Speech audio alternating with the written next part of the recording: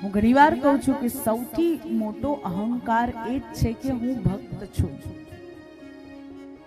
સૌથી મોટો અહંકાર શું છે? હું તો બહુ ડાયો ભગત માણસ.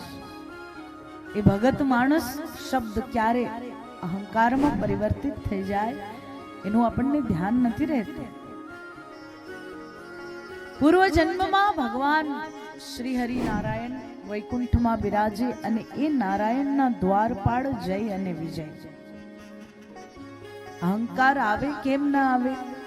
સમગ્ર સંસાર નારાયણને મળવા તડપે છે, દર્શન કરવા તડપે છે, પરંતુ અમારી પરમિશન વગર શ્રી હરિના દર્શન કરવા એ શક્ય નથી.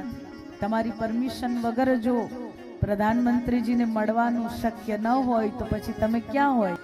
ધરતીથી 2.5-3 ફૂટ અંદર ચાલો કે નહીં? ચાલે ને? કે અમારી પરમિશન વગર તમે મળીને તો જુઓ.